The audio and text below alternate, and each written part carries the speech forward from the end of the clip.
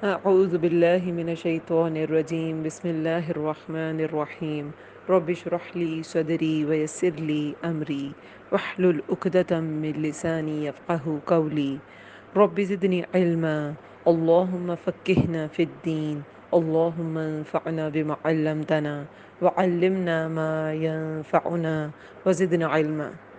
السلام علیکم ورحمۃ اللہ وبرکاتہ. اللہ تعالیٰ سب سننے والوں کو اپنی حفظ و امان میں رکھے، صحت اور ایمان کی بہترین حالت میں رکھے. الحمدللہ لاسٹ لیسن میں سورۃ المؤمنون کمپلیٹ ہو گئی تھی اور آج سورۃ النور کا آغاز کریں گے انشاءاللہ. پہلی 10 آیات کور کریں گے، ترجمہ اور تفسیر ساتھ ساتھ کریں گے انشاءاللہ. سورۃ النور مدنی صورت ہے. پچھلی صورتیں مکی تھیں. 14 مکی صورتوں کے بعد اب ایک مدنی صورت آئی ہے، اور جب ہم اسے پڑھیں گے تو ہمیں اندازہ ہوگا کہ اس کا انداز بالکل جو پچھلی سوراز ہم پڑھتے آ رہے ہیں ان سے بالکل ڈیفرنٹ ہے. مکی سوراز میں زیادہ تر اللہ تعالیٰ کی وحدانیت پر تدبر کی دعوت ہے، اللہ تعالیٰ کی معرفت کی دلائل ہیں، اللہ تعالیٰ کی معرفت پر بہت سی نشانیاں دکھائی گئی ہیں لوگوں کو، اور ان کو ابھارا گیا ہے کہ وہ قبول کر لیں توحید کو. کیونکہ مکہ کے کانٹیکسٹ میں اہل مکہ جو کہ کفار تھے، ان کے لیے یہ ساری نشانیاں بار بار اس کا اظہار کیا گیا، بار بار ان کو دعوت دی گئی کہ وہ اسلام قبول کر لیں. لیکن مدینہ میں احکامات اترے، مدینہ میں احکامات اترے. سورہ بقرہ آپ دیکھیں، سورہ نساء جو مکی صورتیں تھیں اس میں احکامات تھے. سورہ نور میں بھی معاشرتی احکامات کافی زیادہ ملیں گے. مینرز، گھر میں رہنے کے مینرز، کیونکہ گھر جو ہوتا ہے، ہم پہلے بھی اس بات کو ڈسکس کر چکے ہیں کہ خاندان جو ہے وہ معاشرے کی اکائی ہے، یونٹ ہے. ایک خاندان معاشرے کا یونٹ ہوتا ہے، جیسے ایک دیوار کا یونٹ اینٹ ہے. بہت سی اینٹیں مل کے دیوار کو بناتی ہیں، بہت سے خاندان مل کے معاشرے کو بناتے ہیں. اگر خاندان کا سسٹم، فیملی سسٹم اچھا نہیں ہوگا، مضبوط نہیں ہوگا، تو وہ معاشرہ بھی کبھی بھی مضبوط نہیں ہوگا. اس میں بھی مورل ویلیوز اچھی نہیں ہوں گی، مورل ویلیوز پینیٹریٹ ہی نہیں کریں گی اگر ایک اچھا فیملی سسٹم نہیں ہے اس معاشرے میں. تو اس میں ایک فیملی سسٹم، معاشرتی نظام، آداب، گھر میں رہنے کے آداب وہ بتائے جا رہے ہیں، گھر میں انٹر ہونے کے، نکلنے کے، خواتین کے پردے کی سب باتیں اس میں انشاءاللہ ہم پڑھیں گے. اور جو باہر، گھر سے باہر خواتین کا کیسا پردہ ہونا چاہیے وہ سورہ احزاب میں. سورہ احزاب دراصل سورہ نور کا جوڑا سورت کہی جاتی ہے، کیونکہ ان کے احکامات جو ہیں اس میں بھی پردے کے ہیں، اس پہ بھی ہے. اس میں خمر کی بات ہوگی، خمر یعنی اوڑھنی، جیسے ہمارے کلچر میں دوپٹہ. اور سورہ احزاب میں جلباب، جلابیب کی بات ہوگی. وہ کیا ہے؟ وہ اوپر کی چادر. جب وہ عورت باہر جائے، گھر سے باہر بالکل نامحرم انجان لوگوں میں، تب اس نے خود کو کیسے کیری کرنا ہے، اس طرح کے وہ جو احکامات ہیں وہ سورہ احزاب میں آئیں گے.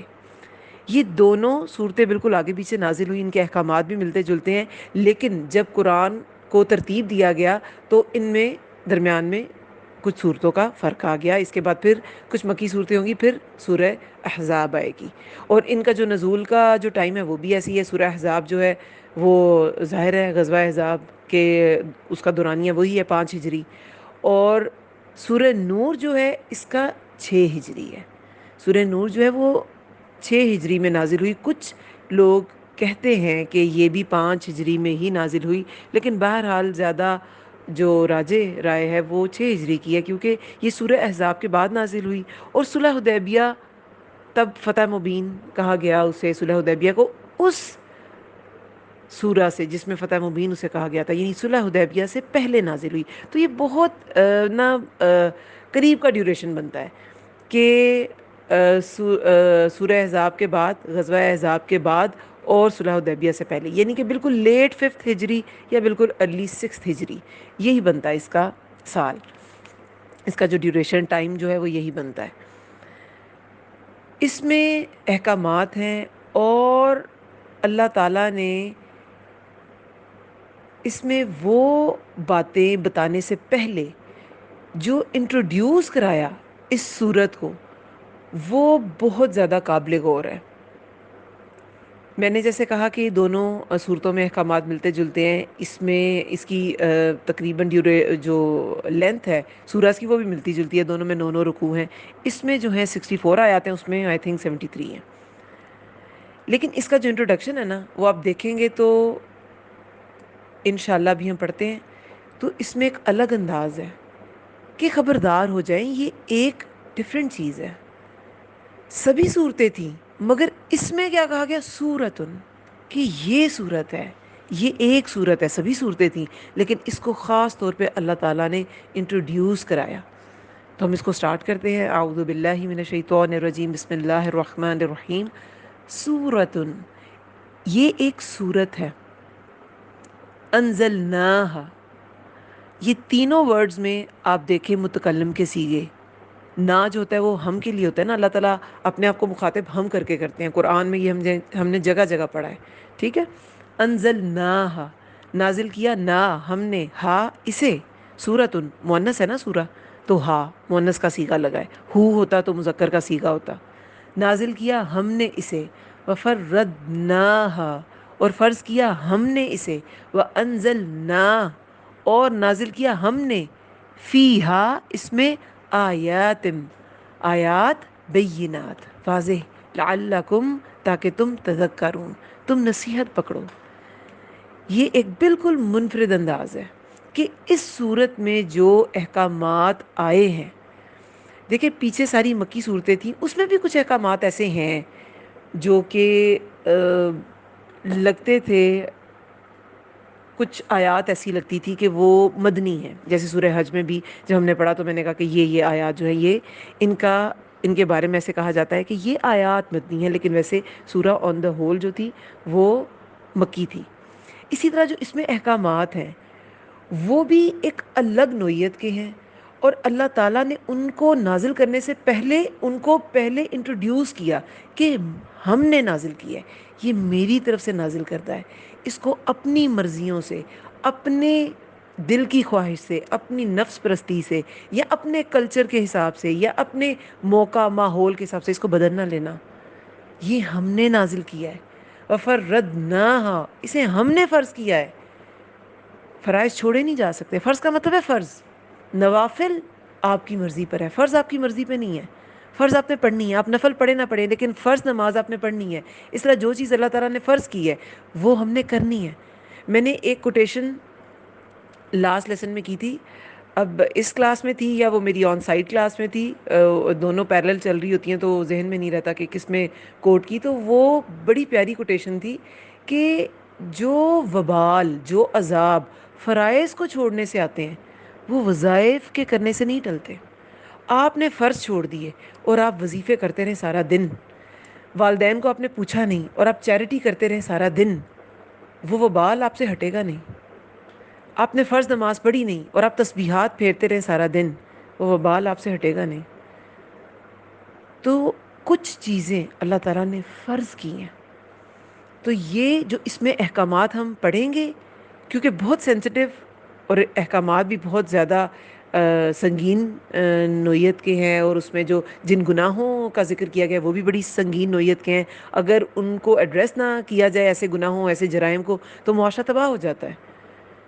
تو اسے اللہ تعالیٰ نے اس لیے ان سب احکامات کو فرائض، فرض کے درجے پہ کہا ہے، فرض کیا ہم نے اسے، وَأَنزَلْنَا، اور نازل کی ہم نے اسے، کہ ہم نے اسے نازل کیا ہے، یہ خود سے کوئی گڑی ہوئی چیز نہیں ہے، ہم نے نازل کیا ہے۔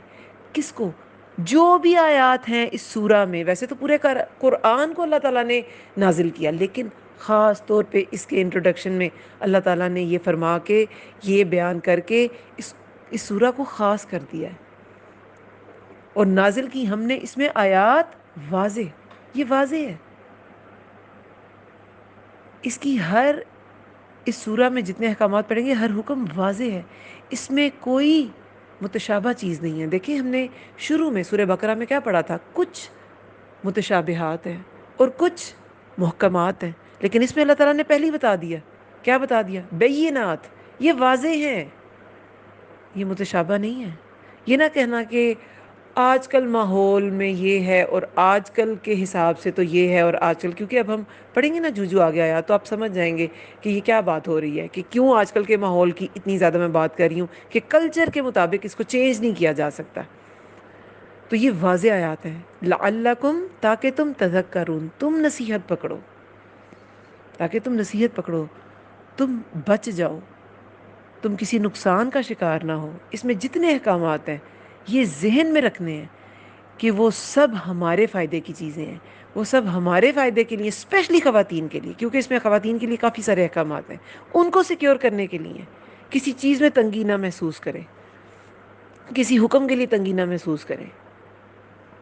اس سے پہلے جو زنا کا ایک واضح حکم آیا تھا وہ سورہ بنی اسرائیل جب ہم نے پڑھی تھی 15ویں پارے میں، اس میں تھا وَلَا تَقْرَبُوا الزِّنَا، اور تم زنا کے قریب مت جاؤ، إِنَّهُ كَانَ فَاحِشَةً وَسَاءَ، یقیناً وہ بے حیائی ہے، اور وَسَاءَ سَبِیلًا، اور بری راہ ہے، برا راستہ ہے.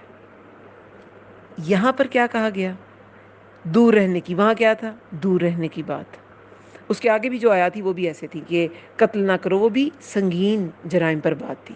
اب یہاں پر کیا کہا گیا؟ اب یہاں پر حد مقرر کر دی گئی ہے. کیا مقرر کی گئی ہے؟ الزانیۃ والزانی، زانیہ عورت اور زانی مرد، فجلدو، بس کوڑے مارو. فجلدو اس کا روٹ ورڈ کیا ہے؟ جیم لام دال، جلد، اسکن پہ مارے جاتے ہیں نا کوڑے، تو اس لیے فجلدو، بس کوڑے مارو، کلا، ہر واحد، ہر ایک کو، منہما، ان دونوں میں سے. من ہوتا ہے سے، ہما دو، تسنیہ کا صیغہ ہے، منہما ان دونوں میں سے، میتا، 100 کوڑے، جلدہ کوڑے، 100 کوڑے، ولا، اور نہ، تأخذکم، پکڑے تمہیں، بہما، ان دونوں کے بارے میں، رأفتن، کوئی ترس، فی دین اللہ، دین کے معاملے میں اللہ کے، دین میں اللہ کے، لیکن دین کے معاملے میں آئے گا، اور دین کے آگے بلکہ قانون بھی بریکٹ میں لکھ لیں، دین کے قانون کے معاملے میں. ان، اگر، کنتم، ہو تم، تؤمنون، تم ایمان رکھتے، باللہ، اللہ پر، والیوم الآخر، اور آخری دن پر، ولیشہد، اور ضرور حاضر ہو. شہادہ ہوتا ہے نا گواہی، گواہ، تو حاضر ہونے کی سینس میں بات کی جا رہی ہے کہ یہ علل اعلان سب کے سامنے یہ سزا ملی جائے گی، سب حاضر ہو وہاں. ولیشہد، اور ضرور حاضر ہو، عذابہما، ان دونوں کی سزا پر. ہما ہے نا تسنیہ کا صیغہ ہے، دونوں، زانی اور زانیہ، دونوں کی سزا پر. طائفۃ من المؤمنین، طائفہ ایک گروہ، من المؤمنین مومنوں میں سے. اب اس ایک آیت میں ڈفرینٹ چیزیں ہیں جو قابل غور ہیں. سب سے پہلے آیت کا پہلا حصہ، زانیہ عورت اور زانی مرد، پس کوڑے مارو ہر ایک کو، ان دونوں میں سے 100 کوڑے. اب یہ تو زانی مرد اور زانی عورت وہ ہیں جو غیر شادی شدہ ہیں، ٹھیک ہے، جو غیر شادی شدہ ہیں ان کے لیے یہ سزا ہے. شادی شدہ کے لیے کون سا حکم ہے؟ رجم کا. رجم کیا ہوتا ہے؟ پتھر مار مار کر ہلاک کر دینا، جان سے ہی مار ڈالنا، یہ شادی شدہ کے لیے. اب بہت سے لوگ یہ لاجک دیتے ہیں کہ قرآن میں رجم کا حکم نہیں ہے، قرآن میں تو رجم نہیں ہے، اس میں تو بس کوڑوں کا ہی ہے، تو جان سے مارنا جو ہے وہ شامل نہیں ہے مین احکامات میں، وہ حد نہیں ہے، وہ حد ہے. حد کیا ہوتی ہے؟ حد وہ سزا ہوتی ہے جو اللہ تعالیٰ مقرر کرتا ہے، اور چند گناہ ایسے ہیں جن پر اللہ تعالیٰ نے حد مقرر کی ہے. سارے گناہوں پہ اللہ تعالیٰ نے حد نہیں مقرر کی، چند گناہوں پہ کی ہے. کون کون سے؟ ہم پڑھ بھی چکے ہیں. چوری پر ہاتھ کاٹنا، پھر شراب پیئیں تو 40 کوڑے، پھر زنا ابھی پڑا 100 کوڑے، اور رجم بھی ہے. اور 100 کوڑے کے ساتھ انشاءاللہ بھی ہم احادیث پڑھیں گے، کہیں پہ جلا وطنی بھی آتی ہے کہ جو ان میرڈ زانیہ ہو اور زانی ہو تو انہیں 1 سال کی جلا وطنی بھی کاٹنی پڑے گی. اور کچھ روایات میں تو ایسے بھی کچھ معلم کہتے ہیں کہ جو عورت ہے ظاہر ہے کہ وہ اس نے یہ گناہ کیا اور اسے جلا وطن کر دیا تو وہ اور مزید گناہ میں پڑے، ساتھ ولی بھی کاٹے گا یہ سزا، وہ بھی 1 سال کے لیے ساتھ جلا وطن ہوگا۔ اس کا یہ قصور تھا کہ اس نے لک آفٹر کیوں نہیں کیا، دھیان کیوں نہیں رکھا۔ خیر، اچھا، اور کن گناہوں پہ حدود لگتی ہے؟ قتل پر، قصاص، دیت، اور مرتد کو قتل، اور یہ جو اب ہم پڑھ رہے ہیں، غیر شادی شدہ جو زانی ہے یا زانیہ اسے 100 کوڑے، اور جو شادی شدہ ہے اسے رجم۔ اس میں بہت سے ہمارے پاس دلائل ہیں، بڑے ٹھوس دلائل ہیں۔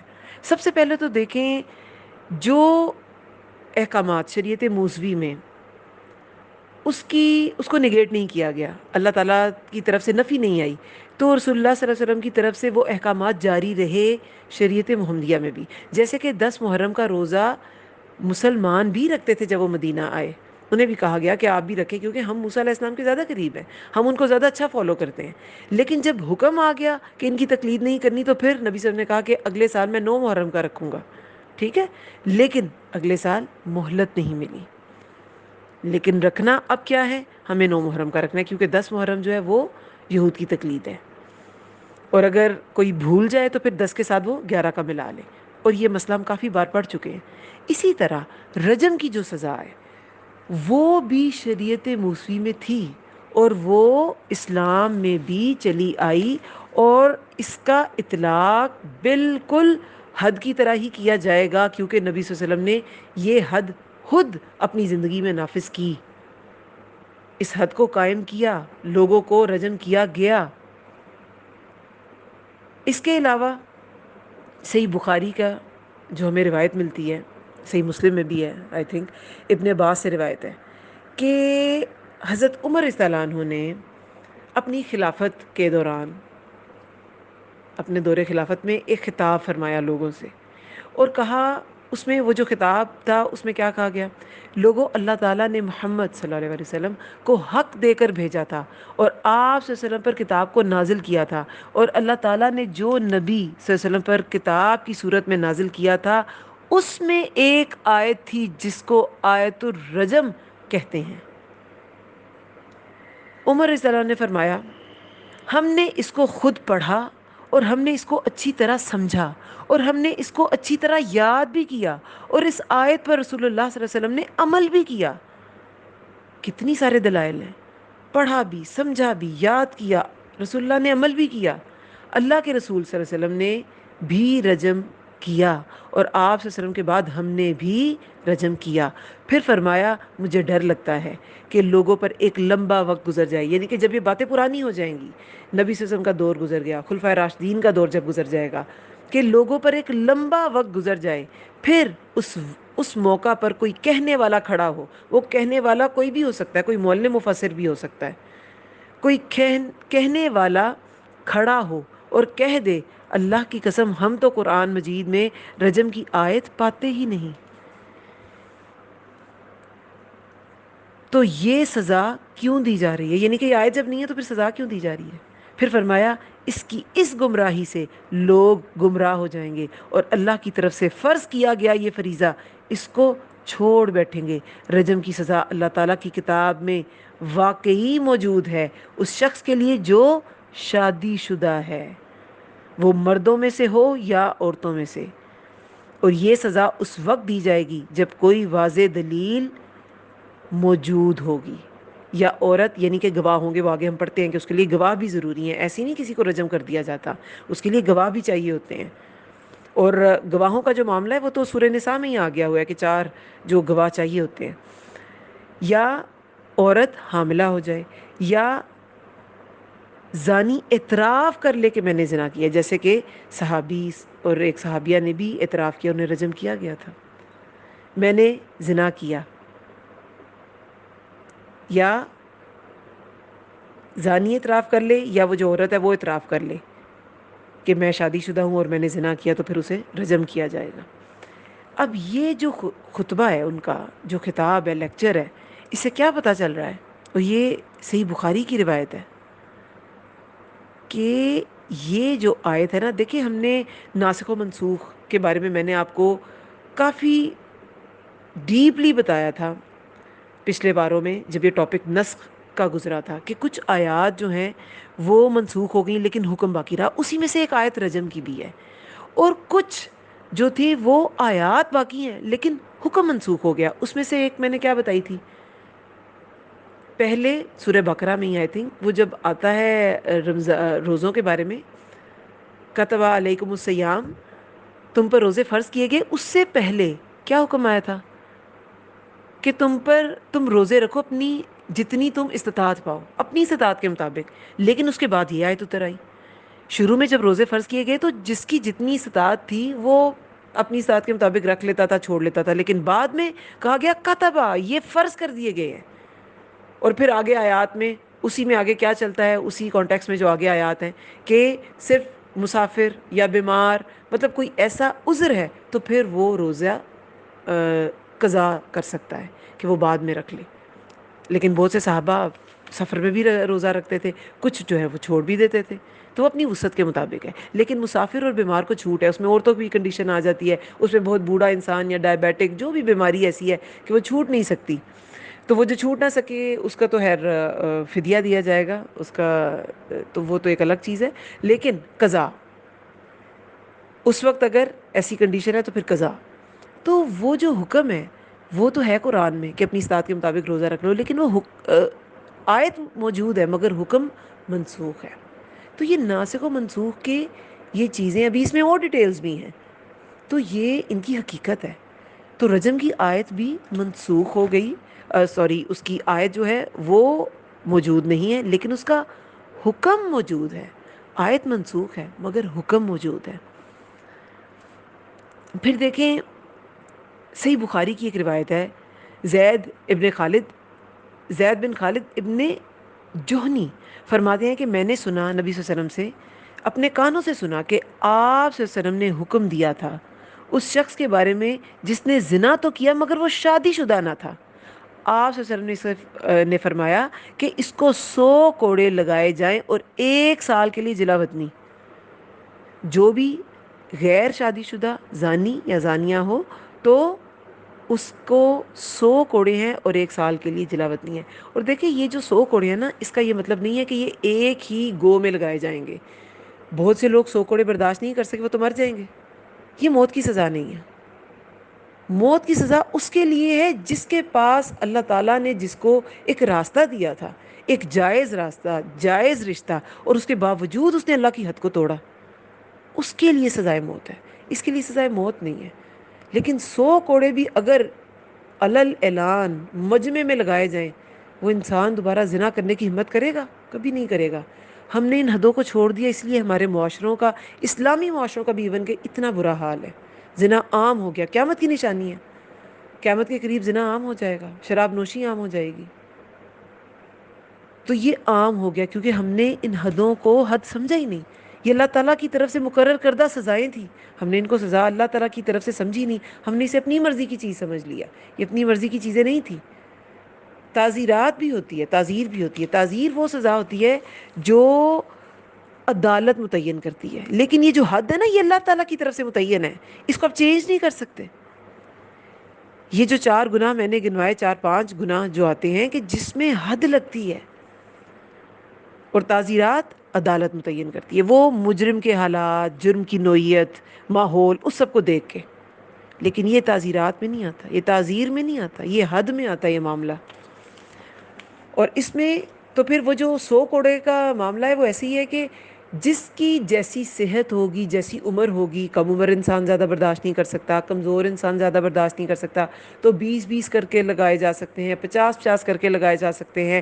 یہ ڈیپینڈ کرتا ہے کہ اس انسان کی، وہ مرد ہے عورت، اس کی کیا استطاعت ہے. ان چیزوں کو سمجھنے کی ضرورت ہے کیونکہ اللہ تعالیٰ کی حدود ہے نا، یہ اللہ تعالیٰ نے فرض کیا، تو ان فرائض کو سمجھنے کی بھی ضرورت ہے. تو یہاں پر کیا سمجھ آئی؟ ان میرڈ کے لیے 100 کوڑے اور 1 سال کی جلا وطنی. اور پھر صحیح مسلم کی جو روایت ہے عبادہ بن صامت سے، وہ کیا حدیث بیان کرتے ہیں کہ ہم سب صحابہ بیٹھے تھے، آپ صلی اللہ علیہ وسلم نے فرمایا، اور یہ بڑی امپورٹنٹ حدیث ہے، اسے سنیں. آپ صلی اللہ علیہ وسلم نے فرمایا، مسلمانوں مجھ سے لے لو، مجھ سے لے لو، مجھ سے لے لو. اللہ نے ان عورتوں کے لیے راستے نکال دیے ہیں. سورہ نساء میں اگر آپ کو یاد ہو تو ہم نے کیا پڑھا تھا کہ جب کوئی عورت فحاشی کی طرف آ جائے، بے حیائی کی طرف آ جائے، تو کیا کرو؟ انہیں گھروں میں روک لو یہاں تک کہ انہیں موت آ جائے، یا اللہ ان کے لیے کوئی راستہ متعین کر دے، یعنی کہ کوئی دوسری صورت نکال دے، کوئی ان کے لیے اور حکم آ جائے.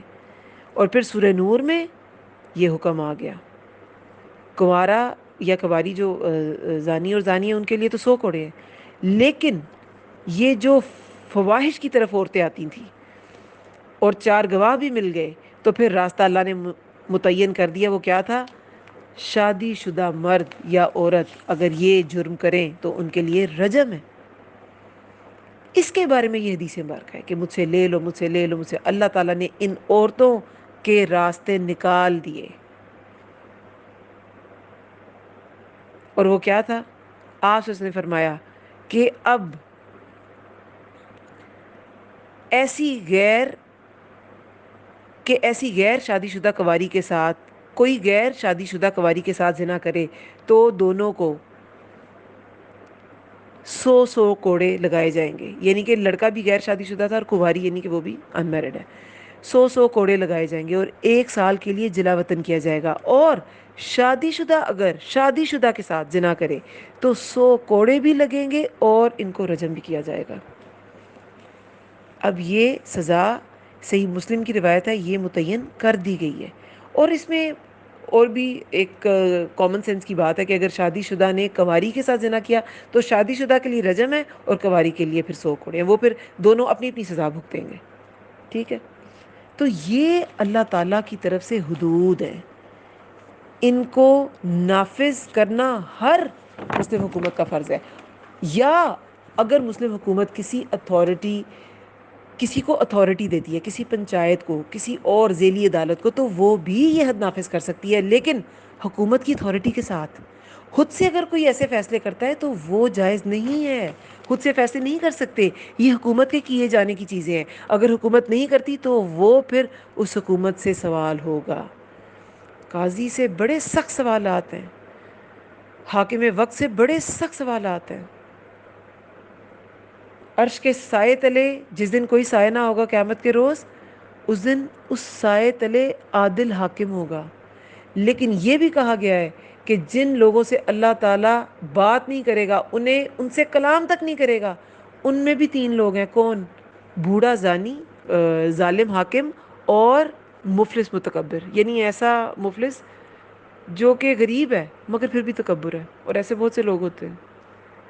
تو یہ چیزیں، یہ جو عدالتی نظام ہے نا، یہ بہت زیادہ انصاف ڈیمانڈ کرتا ہے، اور اس انصاف کے بغیر ان پہ بہت سخت وبال آتے ہیں، ان کی بہت سخت پوچھ ہے. یہاں پر اب یہ جب حد نافذ کر دی جائے تو کیا ہو؟ آگے لوگوں کے لیے کیا حکم ہے؟ وَلَا تَأْخُذْكُمْ، اور نہ پکڑے تمہیں ان دونوں کے بارے میں کوئی ترس. دین کے معاملے میں اللہ کے اب جو لوگ ہیں وہ، یہ اللہ کی حدود ہے، وہ ترس نہ کھائیں کہ ہائے جرم تو کر لیا، بس چھوڑ دو، معاف کر دو. یہ معافی والا جرم ہی نہیں ہے. کسی کی حق تلفی کی، وہ حق اپنا معاف کر دے تو معافی ہو گئی. یہ ایسا گناہ ہے جسے اللہ تعالیٰ نے حرام قرار دیا اور اللہ تعالیٰ نے حد نافذ کر دی ہے. یہ اللہ تعالیٰ کے حکم کی نافرمانی ہے اور اللہ نے ہی اس کی سزا دی ہے. یہ کسی انسان کے حکم کی تو نافرمانی ہے نہیں کہ اس انسان سے معافی مانگ لی اور معافی ہو جائے گی. اس کی معافی یہی ہے کہ گناہ سے پاک ہونے کے لیے وہ اس سزا کو بھگتے. اللہ تعالیٰ کے بارے میں اللہ تعالیٰ نے اپنا پہلا تعارف کیا کرایا؟ الحمدللہ رب العالمین الرحمن الرحیم. اللہ تعالیٰ رحیم ہے، اللہ تعالیٰ غفور ہے، رعوف ہے. ہم اس سے زیادہ رعوف، ہم اس سے زیادہ رحیم نہیں ہو سکتے. اور رحیم وہ کس کے لیے؟ کافر کے لیے بھی ہے. اس کو بھی ہم ڈیٹیل سے ڈسکس کر چکے ہیں. بار بار رحم کرنے والا، بار بار غلطیاں کرتے ہیں کافر جو اللہ کو مانتے بھی نہیں ہیں، اللہ تعالیٰ ان پر بھی رحم کرتا ہے. اس دنیا میں اللہ کا یہی قانون ہے، رحم کیا جائے گا، بار بار رحم کیا جائے گا. مگر رحمان اللہ تعالیٰ قیامت کے روز ہوگا، صرف مومنوں کے لیے ہوگا، بہت بڑے اسکیل پہ رحمت ہوگی. تو رحیم ہے وہ. اس سے زیادہ انسان رحیم نہیں ہے کہ اسے ترس آ جائے. تو دین کے معاملے میں کوئی ترس نہ تمہیں پکڑے. یہ ترس کھانے سے کیا ہوگا؟ یہ گناہ عام ہو جائیں گے، یہ جو معاشرتی نظام ہے وہ دھرم برہم ہو جائے گا. پھر ان کن تم، اگر ہو تم ایمان رکھتے اللہ پر اور آخری دن پر. اگر تمہیں اللہ پر ایمان ہے، تمہیں یقین ہے کہ اللہ تعالیٰ حق ہے، اس کی نازل کردہ ہر آیت حق ہے، اس کا ہر حکم حق ہے، اس کا ہر حکم انصاف پر، عدل پر مبنی ہے، تو پھر تم اس کو، اس معاملے میں تم ترس نہیں کھاؤ گے. اگر تمہیں آخری دن پر یقین ہے تو اس معاملے میں تم ترس نہیں کھاؤ گے. یہ جو حدیں ہیں یہ صرف معاشرے کے لیے فائدہ مند نہیں ہے، یہ اس زانی کے لیے بھی فائدہ مند ہے. کیوں؟ ایک گناہ کی سزا سے وہ آخرت کی سزا سے بھی بچ جائے گا. اگر آخرت پر یقین ہے تو اس حد کو لگانے میں ترس نہ کھاؤ. جس قوم میں زنا عام ہو جاتا ہے تو وہاں نہ خاندان محفوظ رہتا ہے، نہ وہاں کی عورتیں، نہ وہاں کے مرد، نہ وہاں کا نسب، بچوں کا نسب محفوظ نہیں رہتا. تو بچوں کے نسب کی جو حفاظت ہے وہ تو بہت زیادہ کی گئی ہے اسلام میں. عورت کو 4 شادیاں جائز ہیں مگر ایک وقت میں نہیں. کیوں؟ نسب کی حفاظت. کس کا بیٹا تھا پتہ چلے کس کا بچہ تھا، کس کی بیٹی تھی. اگر یہ نسب کی حفاظت نہ ہو تو کیا ہوگا؟ پتہ بھی نہیں ہوگا اور اپنے ہی محرم سے انسان شادی کر لے گا. تو یہ بہت سخت ضروری ہے. پھر وَلْيَشْهَدْ، اور ضرور حاضر ہو، عذابہما، ان دونوں کی سزا پر ایک گروہ مومنوں میں سے. یہ لوگوں کی حاضری کیوں ضروری ہے؟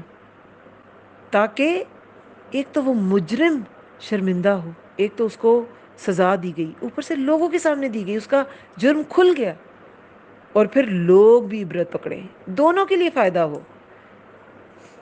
مجرم بھی شرمندہ ہو اور لوگ بھی عبرت پکڑیں. کسی کو کبھی رجم ہوتے دیکھ لینا، اگر لوگ کبھی اس گناہ کا خیال نہ دل میں لے کے آئیں کہ کیسے مرتے ہیں لوگ، پتھر مار مار کے مار دیا جاتا ہے. پتھر مارنے سے انسان مرتا ہے؟ ہر سائز کا پتھر آتا ہے، بڑا، چھوٹا، بالکل چھوٹا، بہت بڑا، اینٹوں کے سائز کا. کبھی سر پھٹ رہا ہے، کبھی کیا ہو رہا ہے. تو انسان اس گناہ کا سوچے بھی نہ. یہ جو سارے احکامات ہیں، یہ جو اللہ تعالیٰ کی حدود ہیں، جو اللہ تعالیٰ نے انسان کو پورا ایک ضابطہ حیات دیا ہے، اس میں انسان کے فائدے ہیں. یہ کیوں اللہ تعالیٰ نے زنا کو اتنی بڑی برائی کہا ہے؟ کیوں؟ ساری دنیا تو سیکشول لبرٹی پہ فخر محسوس کر رہی ہے. اسلام میں اس کو اتنا ناپسند کیوں کیا گیا ہے؟ حرام کے درجے پہ حد لگی ہے. انسانوں پہ بھی نہیں چھوڑا اس کا انصاف، اللہ نے خود ہی کر دیا ہے. دراصل انسانی تعلق نا انسانی سسٹم کو سسٹین کرتا ہے، انسان کو انسان سے جوڑتا ہے. انسان کسی انسان سے صرف کسی خاص فائدے کے لیے نہیں جڑتا، بلکہ ایک سسٹم کو، ایک نسل کو چلانے کے لیے، ایک معاشرے کو چلانے کے لیے وہ انسان دوسرے انسان کے ساتھ جڑتا ہے، سارے نفع نقصان کے ساتھ. عورت اور مرد دونوں مل کر خاندان اور پھر معاشرہ بناتے ہیں. وہ صرف چند گنی چنی شرطوں پہ ایک دوسرے کے ساتھ نہیں رہتے، صرف چند گنی چنی خواہشوں کے لیے ایک دوسرے کے ساتھ نہیں رہتے، وہ ایک نسل کو پروان چڑھاتے ہیں. ہر دور میں، کسی بھی معاشرے میں، کسی بھی سوسائٹی میں سکون جو ہے نا، یہ جو کنٹینٹمنٹ ہے، یہ بتدریج کم ہوتی جا رہی ہے. کیوں؟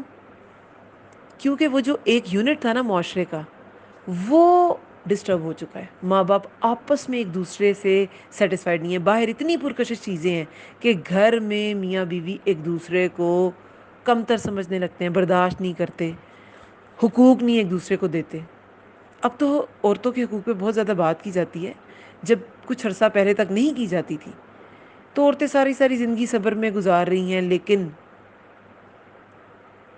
تعلقات میں اس طرح بہتری نہیں آتی تھی، پھر بھی گزارتی تھی زندگی. کیوں؟ بچوں کے لیے، اگلی نسل کے لیے. بچے محفوظ ہو جائیں گے.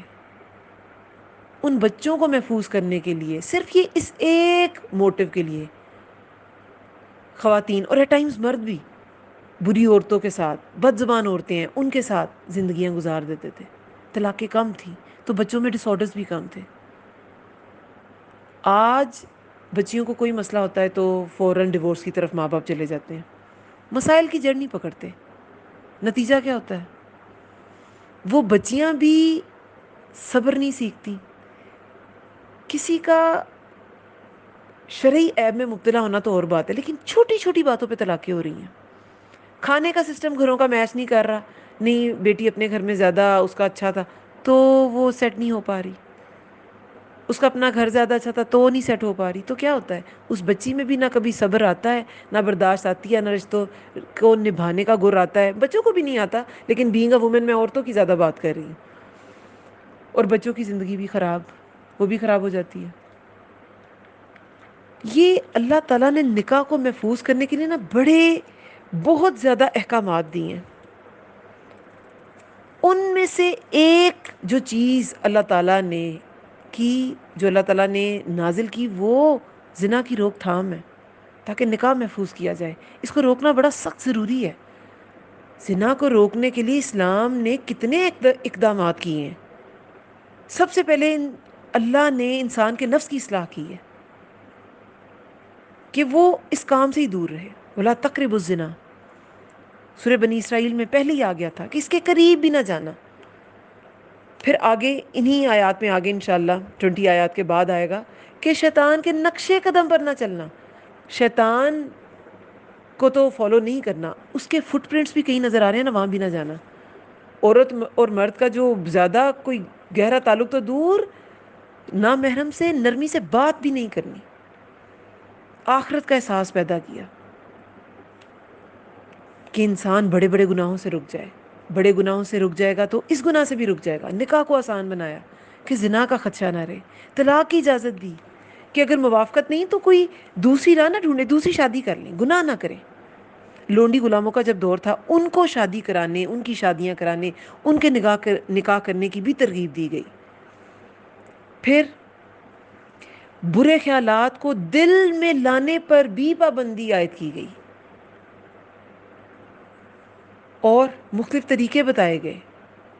پھر زنا پر حد جاری کی گئی، اور پھر بھی اگر کوئی کر لے زنا، اتنی زیادہ پابندیوں اور اتنے زیادہ ٹریننگ کے بعد تو پھر سزا بڑی سخت ہے. شادی شدہ زانی کو رجم اور غیر شادی شدہ کو 100 کوڑے. 4 شادیوں کی اجازت دے دی گئی. عورت کو بھی دے دی گئی، ہاں، ایک وقت میں ایک. اپنی اسی سورہ میں انشاءاللہ آگے ہم پڑھیں گے، نظریں جھکانے کا حکم آیا ہے. مردوں کو پہلے آیا، عورتوں کو بعد میں آیا، دونوں کو آیا. عورت کے پردے کے احکامات آئے. یہ سب کس لیے ہیں؟ اس کی روک تھام کے لیے، معاشرے کو محفوظ کرنے کے لیے، خاندان کو محفوظ کرنے کے لیے. باہر سج بن کے نہ عورتیں نکلیں، تاکہ مرد کے جو بھی گھر میں اس کی خاتون خانہ ہیں وہ اسی پر اکتفا کرے، وہی اس کی گھر کی کوئین ہو، باہر نہ دیکھے. تو اللہ تعالیٰ نے یہ سارے احکامات انسان کی بہتری کے لیے نازل فرمائے اور ان کو فرض کیا. پھر آیت نمبر 3 میں ہے الزانی لا ينکح، زانی مرد نہیں نکاح کرتا الا مگر زانیتن، زانیہ عورت سے، او یا مشرکہ، مشرکہ عورت سے. والزانیۃ، اور زانیہ عورت، لا ينکحها، نہیں نکاح کرتا اس سے، الا مگر زانن، زانی مرد، او یا مشرک، مشرک مرد. وحرم، اور حرام کر دیا گیا، ذالک، یہ، علی المؤمنین، مومنوں پر. ذالک، یہ حرام کر دیا گیا. یہ کیا ہے؟ زنا حرام کر دیا گیا. ایک معنی تو یہ ہے کہ زنا حرام کر دیا گیا. دوسرا کیا ہے؟ زانی مرد یا زانی عورت، اس کو پاک دامن سے نکاح حرام کر دیا گیا. یعنی کہ زانی مرد ہے تو پاک دامن عورت سے نکاح نہیں کر سکتا، اور زانیہ ہے تو وہ پاک دامن مرد سے نکاح، ایک شریف مرد سے نکاح نہیں کر سکتی. اب یہ نہیں کر سکتی مطلب کیا؟ کیوں نہیں کر سکتی؟ کیا فیزیولوجیکلی نہیں کر سکتی؟ نہیں، ایسا نہیں ہے کہ فیزیولوجیکلی نہیں کر سکتی. فیزیولوجیکل یعنی کہ فزیکلی یہ پاسبل ہے. دنیا میں، ہمارے معاشرے میں بھی ایون بہت طرح کے بے جوڑ سینس میں، کیریکٹر کی سینس میں نکاح ہوتے ہیں، مگر یہ ایک اخلاقی تنبیہ ہے. بہت سے لوگ اس آیت کے بارے میں مجھے ایک بار بڑے ہی ایک خاتون نے کوشچن کیا اور ان کو سمجھ ہی نہیں آ رہی تھی. نہیں یہ کیسے ہو سکتا ہے, میں نے خود دیکھا ہے کہ عورت اتنی اچھی ہے اور وہ ہسبینڈ بالکل اچھے نہیں تھے. یہ کوئی ایسی چیز نہیں ہے کہ یہ فزیکلی پاسبل نہیں ہے. یہ ایک ایسی چیز ہے جو اللہ تعالیٰ نے اخلاقی بنیاد پہ بتائی ہے. اخلاقی تنبیہ ہے کہ نہیں ہو سکتا, مت کرو. یہ ایک تنبیہ ہے. یہ شریف عورت کا حق ہے کہ اسے شریف عورت ملے, شریف مرد ملے. اس کا بدکار مرد سے نکاح مت کرو. اور ایک شریف مرد کا حق ہے کہ اسے شریف عورت ملے. اس کا نکاح بدکار عورت سے مت کرو, ورنہ تو ہو سکتا ہے فزیولوجیکلی یہ پاسبل ہے, لیکن یہ ایک اخلاقی تنبیہ ہے. اور اس طرح کیا کیا گیا ہے کہ ان کو تھوڑا سا ایسا کہہ کے نا معاشرے سے آئسولیٹ بھی کیا گیا ہے. یہ اس گناہ کو کنڈیم کرنے کی ایک اور صورت ہے, آپ کہہ لیں ایک اور طریقہ ہے کہ یہ نارمل شریف لوگوں سے ہٹ کے ہیں. ان کے آپس میں جسچرز ملتے ہیں, ان کے آپس میں ذہن ملتے ہیں, ان کے آپس میں دل ملتے ہیں, ان کے آپس میں ان کی سوچ ملتی ہے. شریفوں سے ان کا کوئی لینا دینا نہیں, شریفوں سے ان کا کوئی کام نہیں. ہاں اگر توبہ کر لے, کوئی سچی توبہ کر لے, پھر کیا بھی جا سکتا ہے. کچھ لوگوں کے گناہ پہ اللہ تعالیٰ پردہ ڈال دیتا ہے.